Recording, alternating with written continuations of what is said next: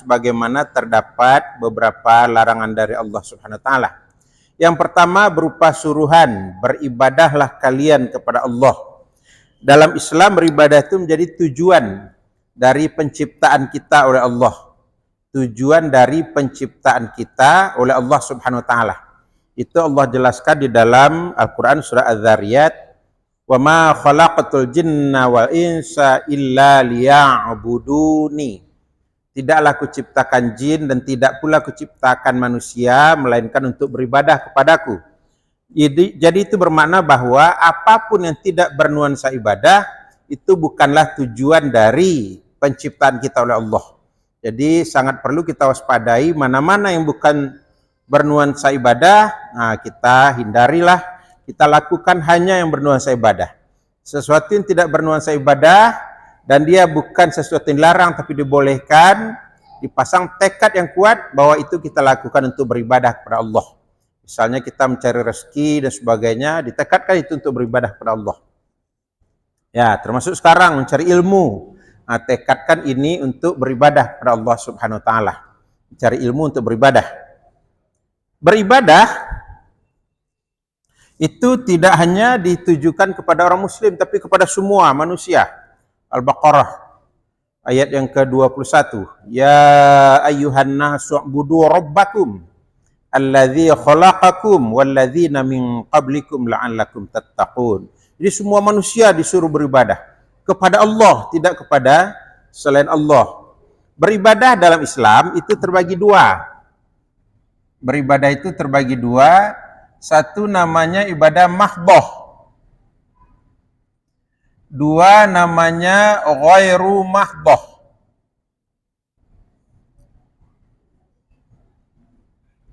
Ibadah mahdhah itu adalah ibadah ritual murni yang tidak menerima modifikasi, perubahan model, cara, jumlah dan sebagainya.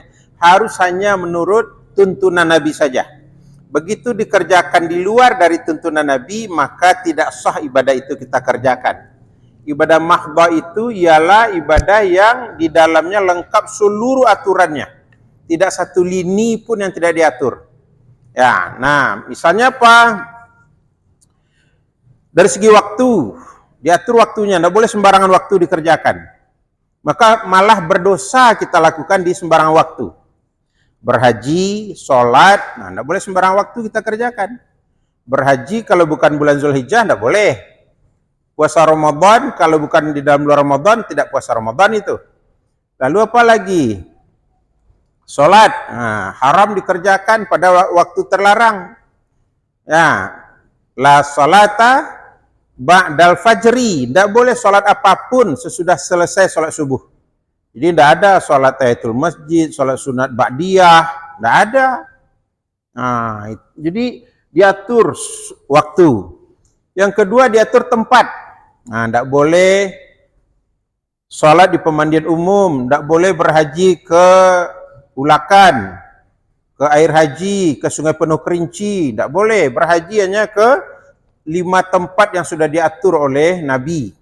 Ya, 5 tempat saja untuk berhaji itu. Masjidil Haram, Mina, Muzdalifah, Arafah, nah, ditambah dengan tempat kita bermiqat makani, memulai untuk berihram. Itu saja, tidak boleh di luar itu, tidak boleh, tidak sah hajinya. Lalu kemudian tempat diatur cara. Cara berhaji, tawaf 7 kali, jadikan Ka'bah di sebelah kiri badan, tidak boleh di sebelah kanan badan. Tidak sah tawafnya. Kalau tidak 7 kali dan kalau tidak Ka'bah di sebelah kiri badan, tidak sah tawafnya. Jadi diatur. Ya, jadi ada waktu, ada tempat, ada cara. Sholat, ada ruku, ada sujud. Tidak boleh eling-eling saja, tidak sholat namanya itu. Ya, sekedar zikir-zikir, ingat-ingat saja gitu, itu tidak sholat itu. Sholat itu ada berdiri, ada duduk, ada ruku, ada sujud dan sebagainya. Diatur jumlah. Nah, jumlah zuhur 4 rakaat, maghrib 3 rakaat, subuh 2 rakaat. Nah, diatur jumlah. Tidak bisa kita lain dari jumlah itu kita lakukan. Diatur apa lagi? Diatur bacaan. Tidak bisa sholat tapi baca Al-Fatihah, tidak sholat namanya itu. mau sholat jenazah, mau sholat fardu, sholat apa sajalah. Tidak baca Al-Fatihah, tidak sholat namanya. La sholata liman lam yaqra bi fatihatil kitab. Tidak sholat orang yang tidak membaca Al-Fatihah. Nah, diatur. Termasuk tadi apa? Kaifiat, tata cara. Tidak boleh dibuat tata cara di luar dari yang digariskan oleh Nabi. Rukun itu, tidak bisa tata caranya misalnya tasyahud awal, itu tata cara dilibas saja, nanti aja lah tasyahud akhir, tidak bisa. Nah, jadi apapun yang diatur dari, jadi tata cara itu bahasa agama namanya kaifiat, tata cara, ya. Nah, kalau yang ghairu mahdoh, ibadah yang non ritual, ghairu mahdoh, non ritual, bersedekah, boleh di mana saja. Boleh kapan saja, boleh kepada siapa saja. Beda dengan zakat tadi, kalau zakat diatur, harus jumlahnya sekian, harus waktunya sekian, diatur semua. Nah, jadi ibadah mahdoh itu termasuklah semua rukun Islam itu, salat, puasa, zakat, haji, diatur. Ya, nah, itu ibadah mahdoh. Kalau yang ghairu mahdoh, nah itu yang tidak diatur, terserah dilaksanakan kapan, tempatnya di mana, jumlahnya berapa, kaifiatnya seperti apa, tidak diatur. Nah, itu namanya ghairu mahdoh, non ritual. Nah, kalau zikir diatur, Pak, tidak boleh sembarangan zikir. Dia ambil mic lalu kita berteriak-teriak ke langit zikir, tidak boleh. Tidak boleh zikir berjamaah, tidak boleh. Kata siapa? Kata Allah. Bukan kata ulama, bukan kata Nabi. Buka surat Al-A'raf 205. Zikir itu ibadah mahdoh itu, tidak boleh sembarangan. Al-A'raf ayat 205. Wadhkur rabbaka fi nafsika. Zikirlah kepada Tuhanmu dalam hatimu. Tadarruan wa khifatan, penuh rasa rendah diri, penuh rasa takut. Wadunal jahri minal qauli, jangan kamu jaharkan dengan ucapan. Jadi ini seperti orang retik saman. Tahu retik saman, Pak? Di Aceh itu retik saman itu. Saya masih ragu menyampaikan. Ya, ini kan firman Allah. Bukan di masjid yang dimiliki orang di masjid kita. Kebiasaan yang kurang kan siap sembahyang, siap sholat, orang lagi berdoa aja langsung ambil ngaji subuh. Iya, itu tidak dibenarkan karena apa? Beribadah bukan untuk mengganggu orang lain beribadah. Kenapa dia kalau nggak ngaji di rumah? Nah, ya itu justru. Gimana cara penyampaian? Disampaikan saya baik-baik bahwa beribadah tidak boleh mengganggu orang lain beribadah. Dalam hadis Sahih Bukhari diterangkan Nabi masuk masjid. Sudah ada dua orang sahabat berada dalam masjid. Yang satu sedang sholat tahiyatul masjid, yang satu sedang baca Al-Quran dengan bersuara. Ditepuk pundaknya yang baca Al-Quran itu oleh Nabi. Idza qara'tal Qur'ana fil masjid faqra' fi qalbik, wa idza qara'tal Qur'ana fi baitik faqra' bi sautik. Hah? Oh, ya itu barusan disebutkan. Jadi bila engkau membaca Al-Quran di masjid, bacalah, tapi dalam hatimu. Bila kamu baca Al-Quran di rumah, bacalah dengan suaramu. Nah, jadi tidak boleh mengganggu orang yang cuma sholat sunat itu tahiyatul masjid. Tidak boleh diganggu. Nah, itu anunya. Jadi beribadah bukan untuk mengganggu orang lain yang juga beribadah. Gitu. Banyak mengucapkan salam di mana, kapan, terhadap siapa gitu. Ya, membuang duri di jalan. Nah, duri di mana, di jalan mana, dengan cara apa diambil durinya, atau sampah gitu, tidak ada aturan. Pokoknya diambil saja, dibuang ke tempat sampah. Ya, amar ma'ruf nahi mungkar juga begitu. Di mana saja, kapan saja, terhadap siapa saja. Nah, kita amar ma'ruf nahi mungkar, tidak ditentukan harus terhadap ini, terhadap itu, enggak. Itu ghairu mahdoh itu ya. Yang kedua, tidak syirik. Nah, syirik juga terbagi dua ini. Satu syirik namanya uluhiyah. Dua syirik namanya rububiyah.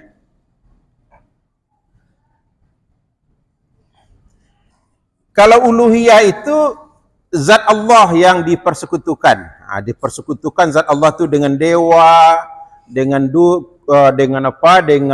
Yesus misalnya. Uluhiyah. Nah, itu mempersekutukan Allah dari segi zat. Jadi selain Allah yang dipertuhan dalam arti disembah, yang lain juga adalah Tuhan. Nah, kalau bagi siapa? Bagi orang Yahudi, selain Allah Tuhan, siapa tuh Tuhannya orang Yahudi? Kata Al-Quran, Uzair. Wa qalatil Yahudu Uzair ibnullah. Orang-orang Yahudi mengatakan Uzair adalah putra Allah. Wa qalatin Nasara Isa ibnullah. Sedangkan orang-orang Nasrani mengatakan Isa adalah putra Allah. Nah, jadi itu namanya syiriknya orang-orang Nasara dan orang-orang Yahudi itu syirik uluhiyah. Menduakan zat Allah dengan makhluk. Lalu yang kedua ada namanya syirik rububiyah. Menyamakan makhluk dengan Allah dari segi kekuasaannya, kemampuannya, kesanggupannya.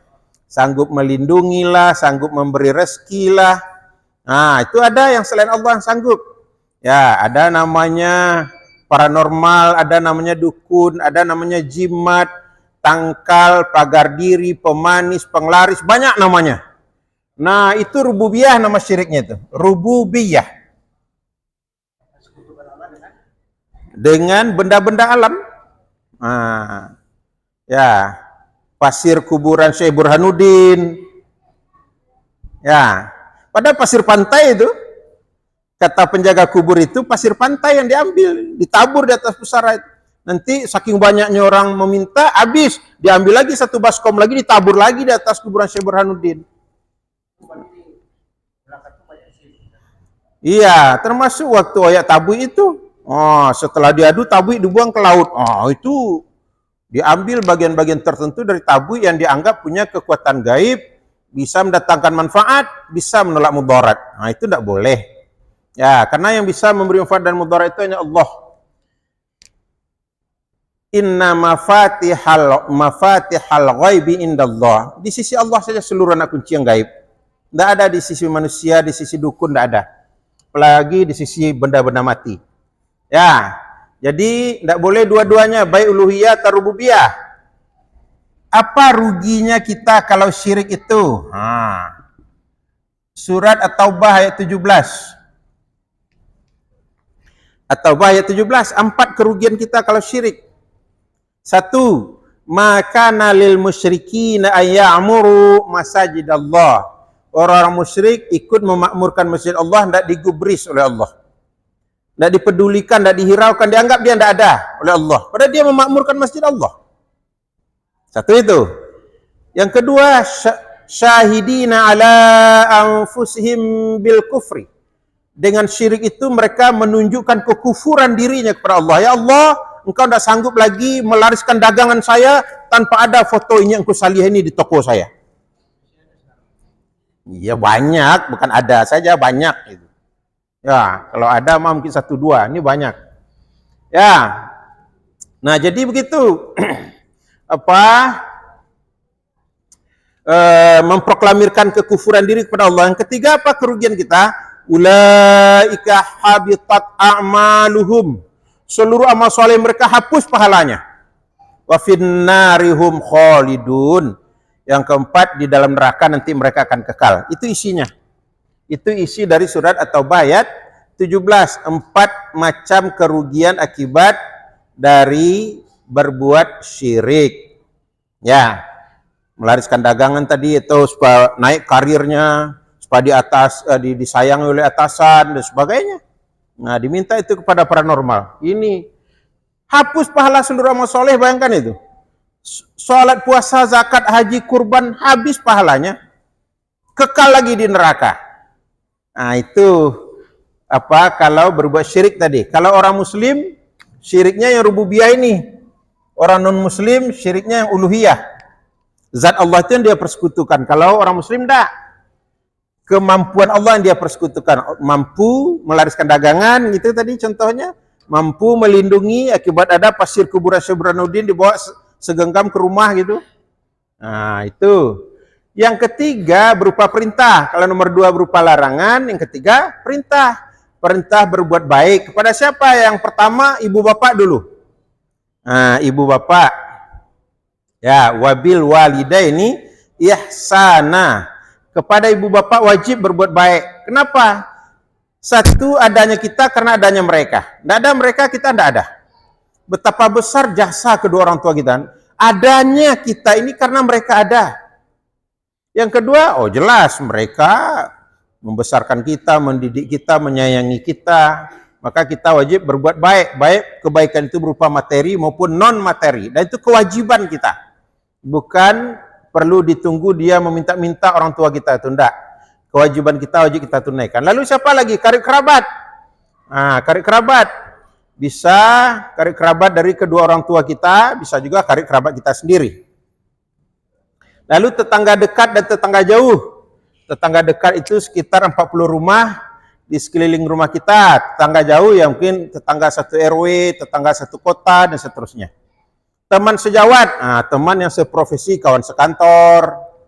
Ya, ini yang dalam sebuah hadis itu dinyatakan ditancapkan oleh iblis bendera iri dan dengki pada orang yang seprofesi. Nah, dengan teman sekantor seolah-olah teman sekantor itu bukan teman sejawat, tapi apa? Kompetitor kita, saingan kita. Nah, itu ditanamkan benderanya oleh iblis seperti itu, iri dan dengki, sehingga kalau perlu jangan dia yang berkembang karirnya, kita saja. Kalau perlu dia kita hambat karirnya, kalau perlu difitnah dia. Nah, dan sebagainya. Nah, ini gara-gara tidak mewaspadai iblis. Berikutnya siapa? Kepada siapa kita berbuat baik? Kepada anak yatim. Siapa itu anak yatim? Mamma ta'anhu abuh. Yaitu anak yang ayahnya sudah diwafatkan Allah. Nah, itu anak yatim itu. Ayahnya sudah diwafatkan Allah. Sampai kapan dia berstatus anak yatim? Dalam surah An-Nisa ayat 6 dan ayat 10, dua batasannya. Satu, dia sudah nikah, anak yatim lagi. Dua, dia belum menikah tapi dia sudah bisa mengurus dirinya sendiri. Nah, itu anak yatim lagi. Sudah tamat SMA, nah, itu anak yatim lagi. Walaupun dia belum nikah. Lalu orang miskin. Nah, orang miskin tidak berbuat baik kepada orang miskin dan kepada anak yatim, kita ini namanya adalah pendusta agama. Ara'aital ladzi yukadzibu biddin. Inginkah engkau tahu, Muhammad, siapa umatmu yang mendustakan agama? Fadzalikal ladzi yad'ul yatim. Itulah umatmu yang menyia-nyiakan anak yatim, wala yahuddu ala ta'amil miskin. Tidak pula jadi kebiasaannya memberi makan kepada orang miskin. Tidak peduli dia. Nah, itu walaupun sudah berhaji segala macam, itu pendusta agama namanya. Jadi ternyata kita wajib berbuat baik kepada anak yatim dan kepada orang miskin. Lalu budak, nah zaman sekarang sudah tidak ada budak. Berikutnya tidak sombong. Sombong itu apa? Kata Nabi, sombong itu ada dua. Satu, batarul haqq, menolak kebenaran. Ya, menolak kebenaran, tidak mau menerima kebenaran. Kenapa orang menolak kebenaran? Satu, karena gengsi. Dua, karena dia merasa dirinya lebih. Nah, itulah yang dialami oleh Abu Jahal, Abu Lahab. Sampaikan oleh Nabi wahyu berupa kebenaran, malah ditolak karena gengsi dan satu merasa lebih hebat daripada Nabi. Begitulah Raja Namrud, begitulah Qarun, begitulah Fir'aun, merasa lebih. Ya, sehingga kebenaran ditolak. Yang kedua, ghamtun nas, memandang rendah kepada sesama manusia. Jadi karena ada kelebihan nikmat pada dirinya yang tidak ada pada diri manusia lain, dia lalu memandang rendah. Ya, nah itu apa? Sombong itu. Lalu berbangga-bangga. Nah, berbangga-bangga itu artinya dia ujub. Ujub itu apa? Terkagum-kagum kepada diri sendiri disebabkan ada nikmat Allah yang dia miliki. Karena tampan atau cantik, karena kaya, karena karirnya cepat berkembang, dan sebagainya. Terkagum-kagum dia kepada dirinya. Nah, itu bahasa agama namanya ujub. Ya, lalu dia nampak berbangga-bangga. Diperlihatkan isi garasenya, sekian buah mobil mewah. Nah, itu berbangga-bangga namanya. Padahal tidak ada milik kita satupun, semua apa yang ada milik Allah yang dititipkan kepada kita sebagai ujian iman. Nah, ini yang kurang disadari kadangkala sehingga terkagum-kagum kepada diri sendiri. Ya, jadi begitulah, tidak boleh kita kagum kepada diri sendiri, harusnya kita apa? Bersyukur kepada Allah Subhanahu wa taala yang telah memberi titipan kepada kita agar kita jangan sampai kufur nikmat. Nah, gitu. Baik, ada yang mau ditanyakan silakan. Silakan, Pak. Waalaikumsalam warahmatullahi wabarakatuh. Penjelasan mengenai sekarang banyak yang suka sholat tasbih. Apa kira-kira Baik. muat atau hadisnya lemah? Kedua, suruh muat. Satu, sholat sunat tasbih itu tidak satu pun hadis yang sahih. Itu satu itu. Dua, tidak pernah Nabi melakukan seumur hidup. Ya, jadi tidak ada hadis menerangkan Nabi pernah melakukan sholat sunat tasbih, tidak satu pun hadisnya. Ya, jadi sholat sunat tasbih itu hanya berupa hadis qauliyah, ucapan, bukan berupa hadis fi'liyah, bukan perbuatan Nabi. Dan ternyata setelah diteliti rangkaian sanad hadis itu, kategori hadis itu adalah hadis dhaif. Dhaif itu bagian dari hadis mardud, hadis yang harus ditolak, hadis yang tidak boleh jadi dalil agama. Itu satu tentang sholat sunat tasbih yang 4 rakaat dengan 300 kali kita membaca tasbih itu. Lemah, dhaif. Yang kedua mengenai sholat sunat syuruq. Syuruq itu artinya timur. Gharab artinya barat. Sholat maghrib. Apa arti sholat maghrib? Sholat ketika matahari terbenam di barat, itu artinya. Maghrib dari ghurub. Ghurub matahari terbenam di barat. Syuruq matahari terbit di timur, itu artinya. Nah, apakah ketika matahari terbit itu kita sudah boleh sholat? Belum. Belum, kata Nabi, biarkan dulu naik sepenggalan. Nah, sepenggalan itu jadi begini, sebenarnya waktu awal dari sholat duha itu adalah waktu syuruk. Tetapi Nabi tidak menganjurkan, yang dianjurkan adalah setelah naik sepenggalan. Artinya apa? Ketika anak unta sudah merasa kepanasan berbaring di pasir, lalu dia berdiri. Tidak lagi berbaring, tidak sanggup karena sudah mulai merasa kepanasan kulitnya oleh karena pasir mulai panas. Nah, itu jam 9 kurang lebih. Itu yang terbaik duha itu. Jadi bukan ketika waktu terbit matahari. Ya. Bukan waktu syuruk itu. Kita kan sekarang ini suka juga seperti anak TK, diiming-imingi. Siapa yang sholat sunat syuruk, dia dapat pahala bagaikan berumrah dan berhaji. Gampang benar itu dapat pahala, berumrah berhaji. Berhaji itu apa? Kumpulkan uang sekian puluh tahun. Mendaftar, kalau sekarang mendaftar, pergilah ke bank, 25 tahun lagi akan berangkat. Tidak gampang untuk dapat berhaji itu. Lalu tinggalkan pekerjaan, tinggalkan keluarga, tinggalkan tanah air, tinggalkan kekayaan, tinggalkan segalanya. Pergi ke tanah suci. Bagaikan orang yang sudah mati, memakai pakaian 2 lapis saja, putih. Nah, tinggalkan segala sesuatu. Tidak boleh dibawa status, tidak boleh status dibawa ke tanah suci. Ya, jadi tidak mudah untuk dapat pahala berhaji. Yang sahih hadis jaminan pahala umrah itu kalau kita sholat di Masjid Quba, itu jelas hadis sahih itu. Ya, wudu dengan sempurna, sholat 2 rakaat di dalam masjid ini, dia bagaikan telah mendapatkan pahala umrah. Itu hadisnya sahih. Di Quba. Quba itu apa? Masjid yang pertama kali dibangun dengan tangan Rasulullah di muka bumi. Yang kedua baru Masjid Nabawi yang dibangun Nabi. Jadi itu imbalan dalam hadis sahih. Tapi kalau sholat sunat syuruk itu dilarang Nabi itu. La sholata ba'dal fajri hatta tatlu asyamsu. Tidak boleh sholat sunat apapun sesudah subuh sampai matahari itu terbit.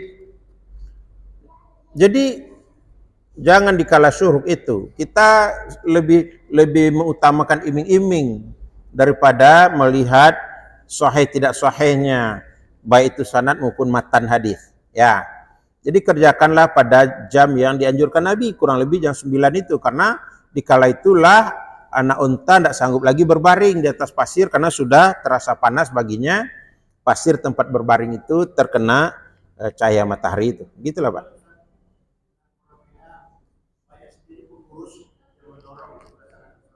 Ya itu ndak urusan kita, itu mendorong mau enggak, yang kita pegang itu adalah ucapan Nabi dan perbuatan Nabi. Pengurus macam-macam lah yang dia.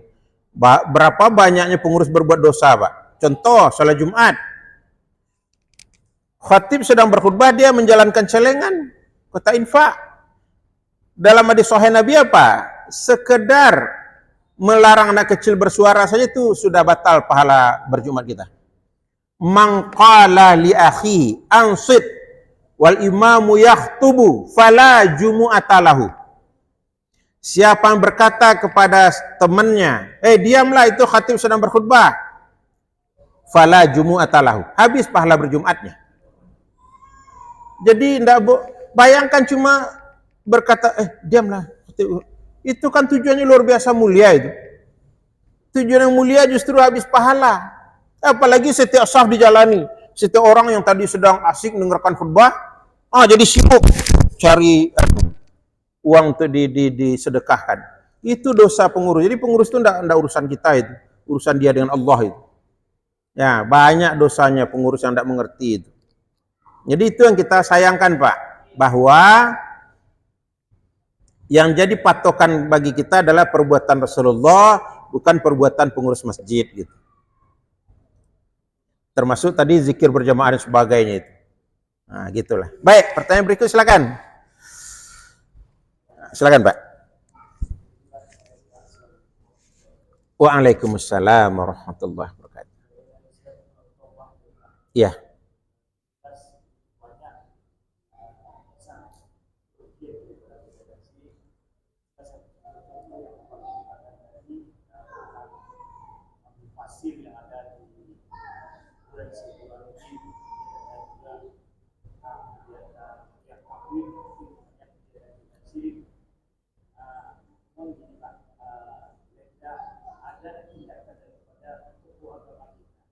Jelas-jelas itu syirik.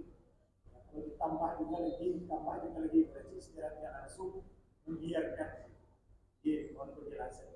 Kira-kira apa sikap daripada tokoh agama atau daripada ini atau ungkapan agama kita di sana. Baik MUI provinsi maupun MUI Pariaman itu yang kota dan yang kabupaten, itu sudah menunaikan tugasnya. Ya, berkirim surat kepada bupati agar itu ditiadakan karena tidak sejalan dengan agama. Dalilnya ini lengkap dalilnya. Nah, dikirim surat, tetapi jawaban bupati apa? Saya tidak sanggup melawan arus. Keinginan masyarakat saya untuk menyelenggarakan ini. Nah, jadi oleh karenanya MUI tidak punya hak memaksa, hanya untuk menyampaikan. Wa ma 'alaika illal balagh. Tidak ada kewajibanmu kecuali menyampaikan.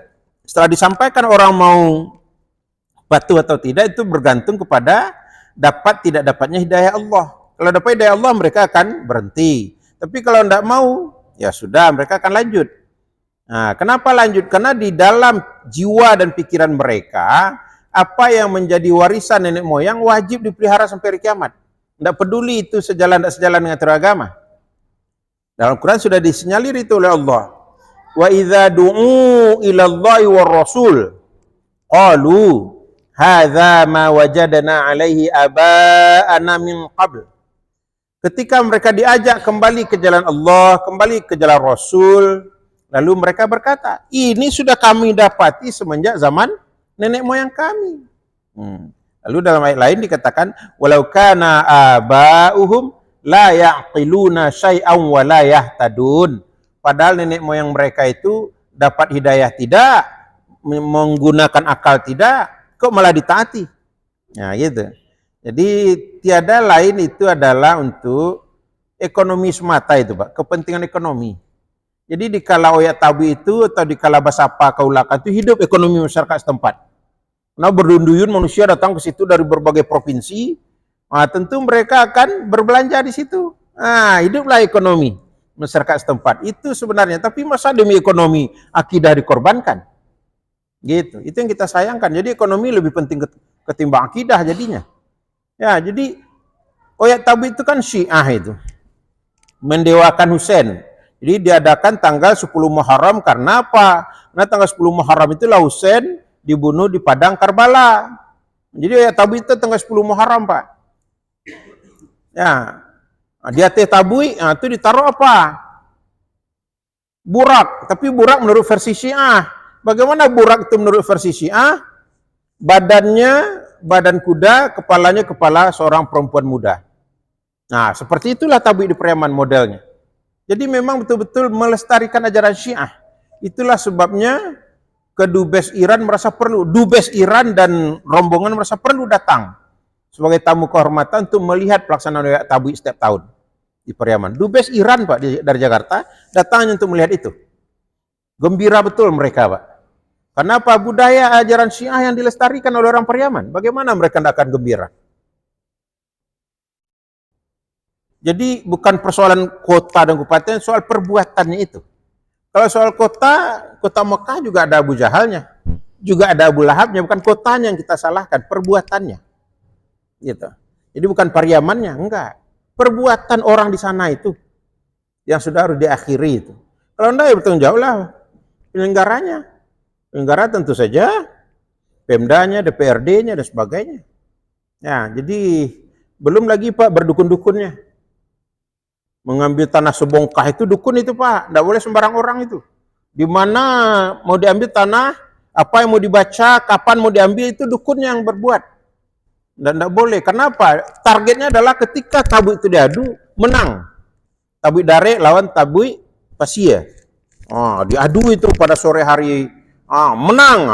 Itu naik anunya, gengsinya, karena tabuinya menang. Kenapa tabuinya menang? Dukunnya lebih hebat. Itu intinya. Ya, pakai dukun-dukun itu Pak, syirik itu. Jadi ada kesyirikan di dalamnya. Belum lagi itu tanah sebongkah itu diburu itu Pak. Ketika telah diadu dibuang ke laut, masyarakat ramai ke laut itu. Itu mengambil tanah sebongkah dianggap itu diyakini itu apa? Bisa untuk melariskan dagangan, agar perampok tidak masuk ke rumah kita dan sebagainya. Jadi macam-macam lah keyakinan yang tidak benar ketika tabu itu diadakan. Belum lagi APBD yang diserap sedemikian banyak. APBD itu kan uang rakyat, bukan uangnya Pemda, bukan uangnya DPRD, uang rakyat itu APBD. Diserap sekian ratus juta demi oyak tabui. Padahal itu budaya Syiah, bukan budaya Islam. Bukan pula budaya Pariaman asli, bukan. Nah, orang Pariaman kan orang Minang. Orang Minang budaya Islam, bukan budaya Syiah harusnya. Nah, gitu yang kita sayangkan itu Pak, baik oyak tabuinya maupun basapa kaulakan itu.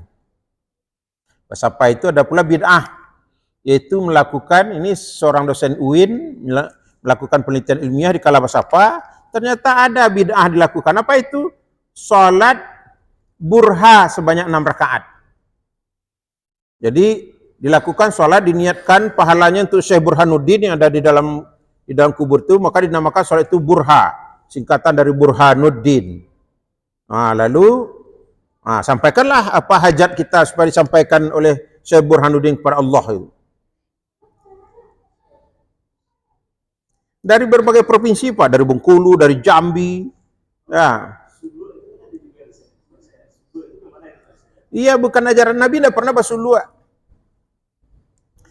Basulua sampai 10 hari dalam kelambu, tidak ada Nabi melakukannya. Ya. Jadi ibadah itu ada 2 kaidah ibadah itu Pak. 1, al-aslu fil ibadati haramun hatta yadullad dalilu ala amrih. Haram setiap ibadah itu dikerjakan sampai ada dalil yang menyuruh mengerjakan. Pertanyaan, adakah dalil menyuruh sulua? Tidak ada, berarti haram dikerjakan. Kaidah kedua berkata, al-aslu fil ibadati at-tauqif wal ittiba'. Aturan dasar bagi setiap ibadah adalah tauqif, sesuai ketentuan, wal ittiba', mengikuti tuntunan. Nah, mana ketentuan tentang sulua? Mana tuntunan yang enggak ada dari Nabi? Kok malah dilakukan?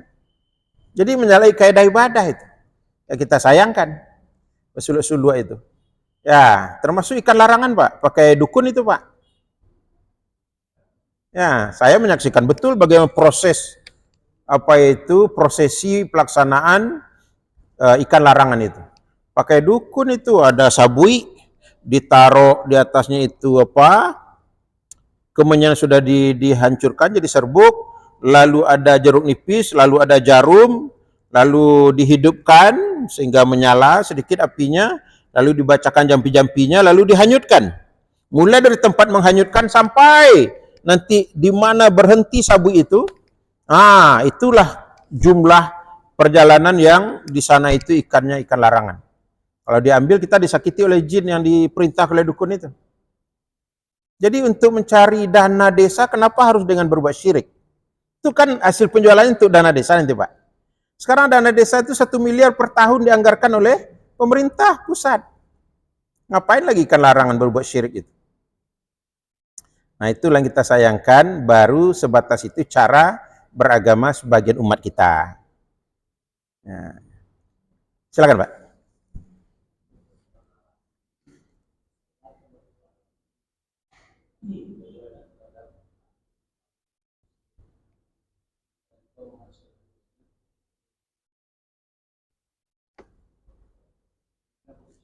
Baik.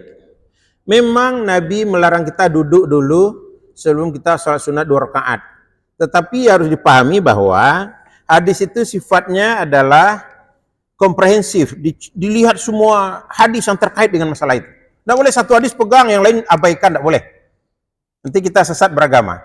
Nah, dikumpulkan semua hadis. Ternyata ada hadis lain mengatakan apa? Tidak boleh sholat pada 3 waktu. Satu sudah kita bacakan tadi. La sholata ba'dal fajri hatta tatlu asyamsu. Tidak boleh sholat sesudah sholat fardu subuh sampai matahari terbit. Jadi walaupun kita masuk masjid, sajadah kita tinggal di masjid, kita masuk masjid sesudah subuh, matahari belum terbit, tidak boleh kita sholat. Termasuk tahiyatul masjid.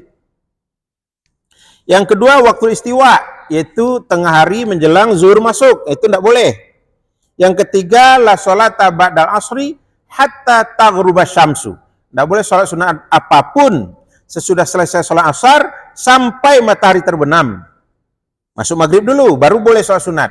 Jadi jangan tahiyatul masjid, dilarang Nabi. Tidak ada, illa tahiyatul masjid, nggak ada hadisnya. Kecuali tahiyatul masjid kerjakanlah, tidak ada hadisnya. Jadi harus kita pahami bahwa masuk masjid dan melakukan sholat sunat 2 rakaat sepanjang kita masuk masjid tidak pada waktu-waktu terlarang sholat. Nah, tuh. Tetapi khusus untuk zuhur itu tidak terlarang kita sholat ketika matahari tegak lurus itu kalau kita masuk masjid untuk sholat Jumat. Nah, satu itu pengecualian. Nah, itu namanya istitsnai, pengecualian. Secara umum haram sholat pada waktu itu. Tapi ternyata pada hari Jumat malah itu tidak haram. Satu. Pengecualian kedua, manakala yang kita masuki adalah Masjidil Haram, pada ketiga waktu yang terlarang tadi tidak terlarang. Baik sesudah subuh, baik ketika matahari tegak lurus, baik sesudah selesai sholat asar. Jadi suatu kali Abbas bin Abdul Muttalib, paman Nabi, melihat seorang sahabat akan sholat, tepuk pundak, tidak boleh sholat, ini waktu terlarang. Nah, lalu didekati Abbas oleh Nabi, kalau di Masjidil Haram ini, silahkan orang sholat kapan saja, jangan dilarang-larang. Nah, itu di Sahih. Jadi itu sifatnya pengecualian. Nah, jadi kalau kita masuki dalam Masjidil Haram, tidak berlaku 3 waktu yang terlarang tadi. Kalau di Madinah berlaku, karena itu bukan Masjidil Haram, itu Masjid Nabawi. Walaupun itu tanah haram juga. Yang dibolehkan Nabi Masjidil Haram, bukan tanah haram. Beda itu. Nah, gitulah Pak. Jadi kita harus kumpulkan dulu hadis yang satu tema, baru ditelisik satu persatu. Tidak boleh asal perintah masuk masjid 2 rakaat. Itu baru satu hadis. Bagaimana dengan yang melarang? Nah, artinya apa? Suruhan itu ternyata terbatas, yaitu sepanjang bukan kita masuki masjid pada waktu yang terlarang. Nah, gitulah Pak. Hadis sahih Pak. Jadi hadis sahih itu tidak lantas kita langsung amalkan. Tidak, lihat dulu ada hadis lain tidak yang terkesan tidak mutabaqah. Tidak mutabaqah itu artinya tidak serasi. Terkesan tidak serasi, lihat dulu, kumpulkan dulu. Itu sama-sama hadis Sahih Bukhari. Melarang sholat, hadis Sahih Bukhari. Menyuruh sholat tahiyatul masjid, hadis Sahih Bukhari. Yang mana mau kita pakai? Pakai dua-duanya. Kalau sudah Sahih Bukhari tidak boleh dibuang. Pakai dua-duanya. Bagaimana cara memakainya? Itulah dalam kajian ulumul hadis namanya apa? al-jam'u wat taufiq, dihimpun dan dikompromikan. Nah, bagaimana cara mengkompromikan? Seperti itu tadi. Manakala kita masuk masjid bukan pada waktu terlarang, amalkan hadis itu. Salat dulu 2 rakaat. Pada waktu kita masuk masjid pada waktu terlarang, jangan amalkan hadis yang itu, tapi amalkan hadis yang melarang. Nah, itu caranya, Pak. Itu namanya al-jam'u wat taufiq dalam kajian ulumul hadis. Ya, sama saja begini. Nabi sholat membasuh anggota wudhu sekali basuh. Nabi sholat membasuh anggota wudhu 2 kali basuh. Nabi sholat dengan berwudhu membasuh setiap anggota wudhu 3 kali basuh. Kita mau amalkan yang mana? Hadis sahih ketiga-tiganya. Diamalkan ketiga-tiganya, Pak. Kapan? Manakala jumlah air sangat sedikit, pakai hadis itu. Sekali saja dibasuh anggota wudhu. Manakala air sedang, tidak banyak, tidak sedikit, pakai hadis yang kedua. 2 kali anggota wudhu dibasuh. Ketika jumlah air banyak, pakai hadis yang ketiga. Setiap anggota wudhu dibasuh 3 kali. Jadi tidak ada hadis sahih yang terbuang, Pak. Nah, itu namanya al-jam'u wat taufiq, dihimpun dan dikompromikan. Nah, gitulah, Pak. Itu contohnya saja. Banyak lagi itu hadis-hadis yang terkesan saling bertentangan. Nah, itu bisa dikompromikan.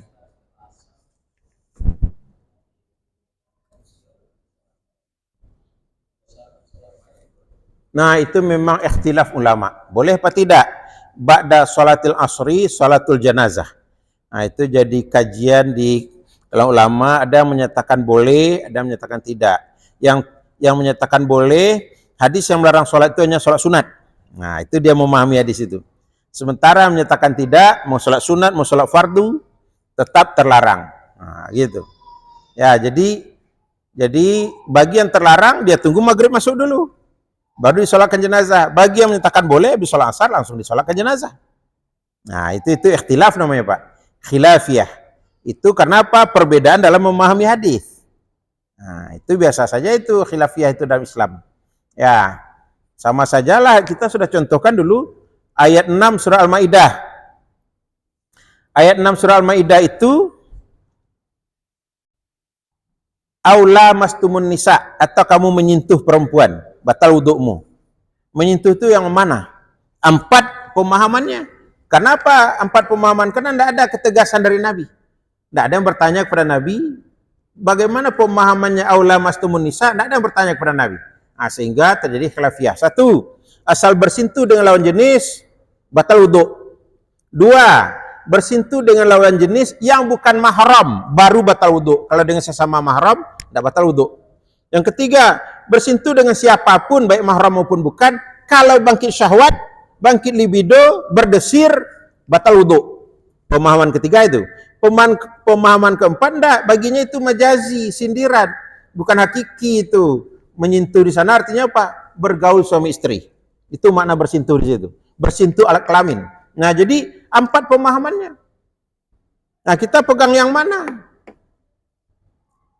Nah, di situ kalau khilafiyah itu kita lihat mana yang lebih mendekati dalil.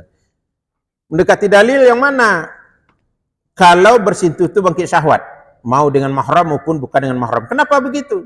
Karena salah satu yang membatalkan wudhu apa? Menyentuh alat kelamin sendiri. Itu kan ujungnya bangkit syahwat. Makanya dilarang menyentuh alat kelamin sendiri kalau kita sudah berwudhu. Nah, jadi oleh karenanya lah dilihat dari khilafiyah itu mana yang lebih dekat kepada dalil yang ada. Nah, itu yang dipakai, itu yang dipegang. Nah, gitulah, Pak. Jadi khilafiyah itu biasa saja dalam Islam. Salat tarawih 23 apa 11? Nah, khilafiyah. Menjahar basmalah dan mensirkan basmalah pada Al-Fatihah. Nah, khilafiyah. Oh, iya. Oh.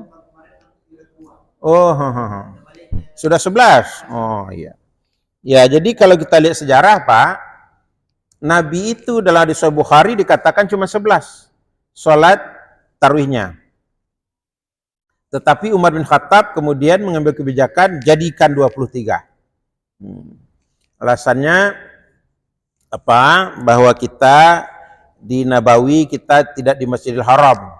Nah, kalau di Masjidil Haram sedikit amal tapi banyak nilainya. Kalau di Nabawi tidak sebanyak di situ. Nah, kita tambah jadi 23. Jadi Umar bin Khattab itu. Datang pula era Umar bin Abdul Aziz. Ditambah lagi jadi 36 rakaat. Bid'ahkah itu? Tidak. Kenapa? Kan itu khulafaur rasyidin. Nabi menyuruh kita berpegang kepada apa yang dijadikan kebijakan oleh Khulafaur Rasyidin.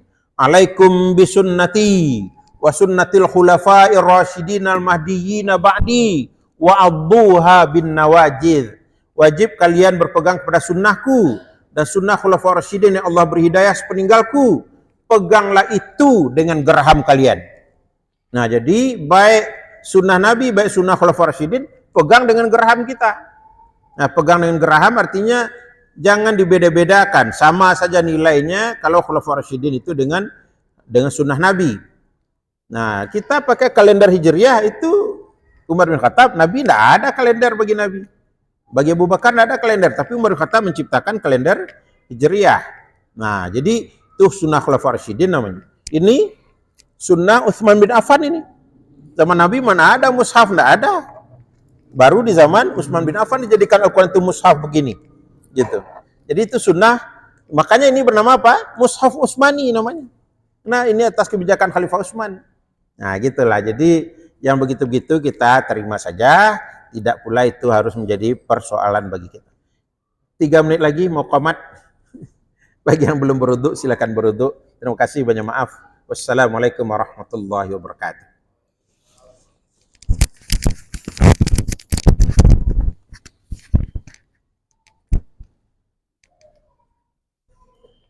Terima kasih.